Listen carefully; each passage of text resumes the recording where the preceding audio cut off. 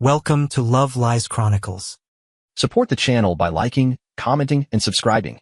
I promise even more interesting stories. I should have known something was wrong when no one said, "Happy birthday." I walked into the house expecting a small celebration, nothing big. Just the usual. A quiet dinner, maybe a cake, my wife teasing me about getting older, my brother cracking a lame joke. The kind of ritual that made you feel like even the smallest version of you was still worth noticing. But instead, the house was too quiet.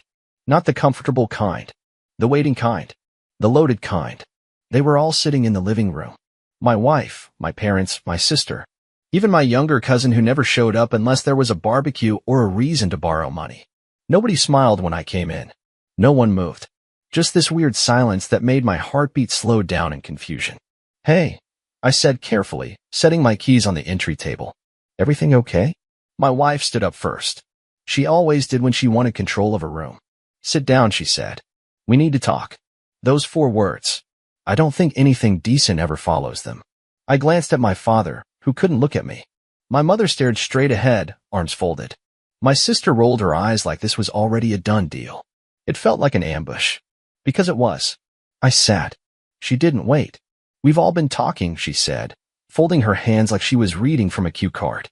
"And we think you've been struggling." Struggling? I repeated. With direction.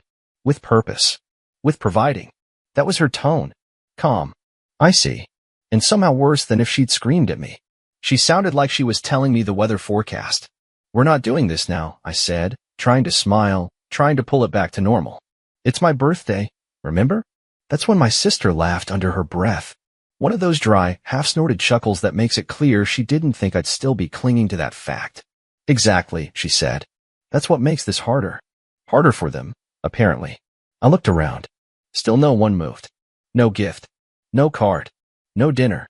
Just this stale, rehearsed speech about how I wasn't moving forward in life. It wasn't sudden, I realized. This had been discussed. Decided. Maybe even voted on. "You've been stuck," my wife said, like she was diagnosing a sickness. "And it's pulling all of us down." "I've tried. We've all tried. But maybe what you need is space." Space. That word hit harder than I thought it would. "And where am I supposed to go?" I asked, my voice quiet. She shrugged. "You'll figure it out. You always land on your feet. You're resourceful." That fake encouragement wrapped around a command. "Leave." That's what she meant. I turned to my parents. My mother opened her mouth, then closed it again. My father just lowered his gaze. There was no rage in me. Not yet. No explosive argument or slamming doors. Just this cold weight in my chest that felt like my lungs were being crushed. I don't even remember walking upstairs, but somehow I was in our room, no, her room now, pulling clothes into a gym bag. I didn't say anything as I came back down. Didn't ask why. Didn't beg. Didn't scream. I just walked out into the night, birthday still printed on the date of my license in my back pocket, wondering if I'd just been evicted from my own life. They didn't call after me. Didn't check if I had a place to go. And I didn't look back. Not because I didn't want to, but because I knew if I did, I might never leave. The first night, I slept in my car. Not because I had to, but because I didn't know where else to go. I parked behind an old gas station off the highway where the lights didn't hit too hard. Reclined the seat, pulled my jacket over my chest, and stared at the roof until my eyes blurred. I kept waiting for a text. Just one. Maybe from my wife. Or my sister. Or even my father, pretending he needed help moving something in the garage as a cover for checking on me. Nothing came. The second night, I called Jamie, an old friend I hadn't seen in years. We weren't close anymore. Just shared a few beers every now and then back when life felt lighter. But he picked up on the second ring. I didn't tell him everything. Just that I needed a place to crash for a few days. He offered the corner of his garage without hesitation. Said the pull-out couch was dusty but better than leather seats. I took it. 3 days became a week. A week turned into a month. Jamie never asked questions, and I never offered explanations. I spent my days doing odd jobs, helping a local mechanic with tire rotations, unloading pallets at a supply yard. Cash work. Under the table. Just enough for gas and food. The shame came in waves. At night mostly. When the garage would get cold and the quiet would start to feel like punishment. I'd wonder how my wife was sleeping, what my mother told her friends. If my birthday was even remembered once I was out of sight. One night, Jamie knocked on the side door with a beer in hand and said, "You ever think about working for yourself?" I looked at him like he'd asked if I wanted to fly to the moon. But he was serious. Told me about a client of his who flipped houses, needed someone reliable to help with drywall and flooring. Said I had the hands for it. I'd always been good with my hands. Even built my parents' deck years ago. Never thought much of it back then. I said yes. What started as a side hustle turned into full days. I learned fast. Paid attention. Started asking questions, reading, watching videos in the garage late into the night. Saved every penny. Ate the same damn chicken and rice every day for months. When Jamie's cousin decided to offload a rundown cottage in a forgotten part of town, I bought it. Didn't ask anyone for help. Took the keys, rolled up my sleeves, and worked from the inside out. It was a mess. Holes in the drywall, mold in the corners, floors warped from water damage. But it had a roof. And I had time. I lived in it while I fixed it. Showered at the local gym. Took extra gigs on the weekends to buy supplies. The transformation was slow, and no one noticed. Because no one was looking. And I liked it that way. The house wasn't much. But it was mine. The first thing I'd ever built that nobody could claim credit for. I planted a maple tree in the front yard and didn't tell anyone why. Spring turned to summer. Then fall. One day, while checking my company's email account, I had started a small home repair service called Second Nail Solutions, mostly word of mouth. I got a message from a client who said, "You've got a gift. Your work made my house feel like home again." I stared at that sentence for a long time. That was the first moment I realized I hadn't just survived. I'd started to become someone else. Someone better. And I hadn't heard from my family in almost a year. For all they knew, I could have been sleeping on a park bench. For all I knew, they didn't care. But that was fine. I didn't need them to see me. I didn't mean for anyone to find me.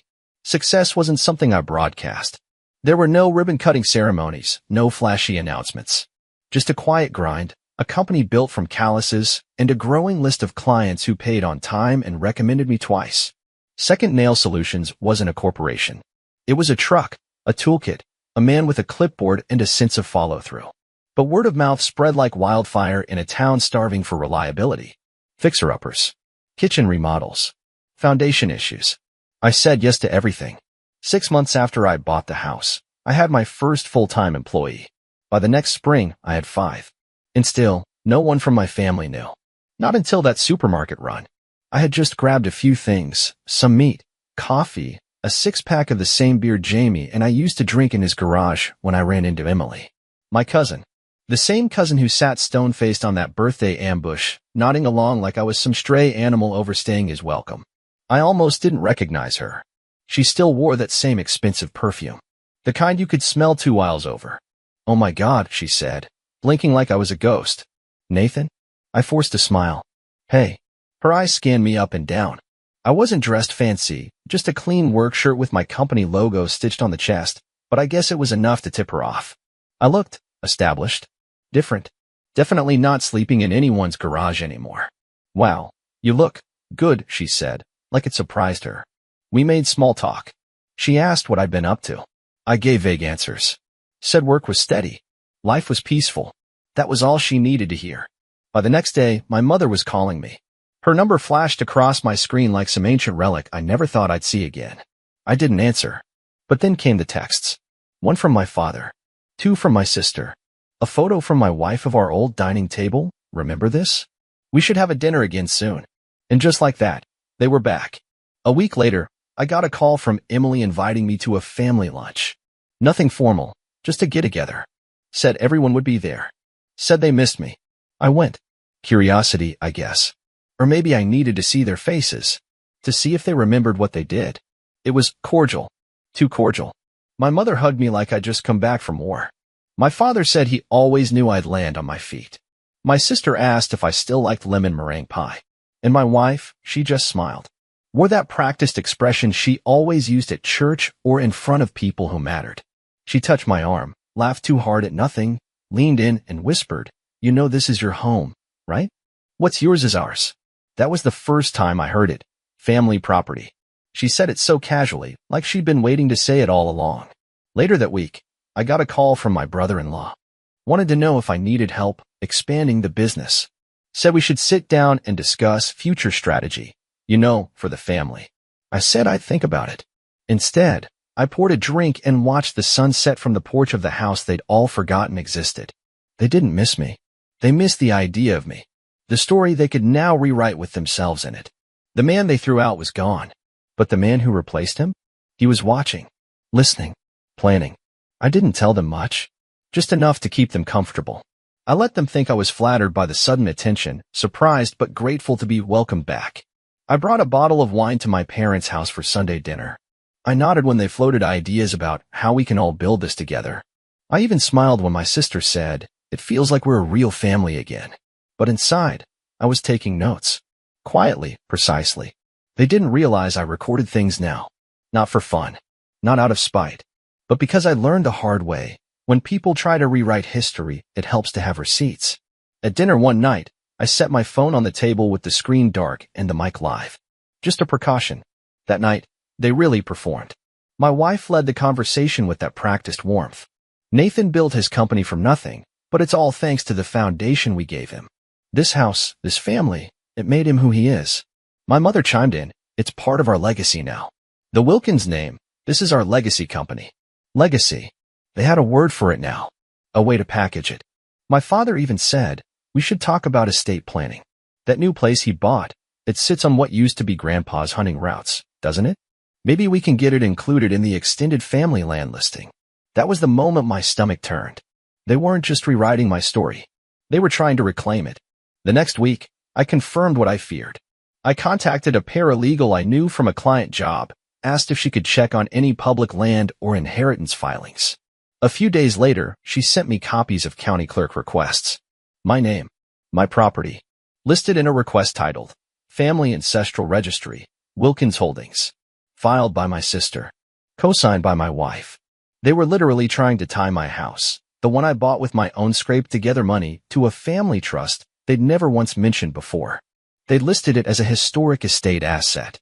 I didn't confront them. I just saved the documents, dated them, filed the emails, labeled the audio recordings. Then came the social posts. Screenshots started rolling in from friends who still followed my wife on social media. Pictures of my home, from angles I never gave her. Captions like, "Hard work pays off. So proud of our family property and all we're building together." Family property, again in all caps. She made a whole highlight reel of the interior renovations I'd done myself, tagging it with hashtag Wilkins Estate and hashtag Family First. Like I didn't remember the look in her eyes the night she told me to leave. Like she thought success erased everything before it. I didn't comment, didn't like, didn't block. I just documented.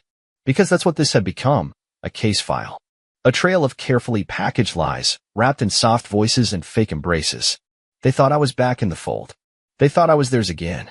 What they didn't realize is, I was done being part of anyone else's story. And the man they cast out? He was about to burn the script they tried to rewrite. They invited me to another dinner. This one was bigger planned, printed invitations and everything. My mother called it a family vision evening. Said it was time to talk future investments. Said they were so proud of what I'd built, and it was time we locked arms as a family to protect it. I knew what it really was, a claim. They thought I was finally softened enough to hand over a piece of what I'd earned. A stake in the company. A seat at the table. They didn't realize they were walking into a farewell party they hadn't planned. I arrived early, shook hands, poured drinks, complimented the decor. My wife smiled like she was finally back where she belonged on my arm, next to my success.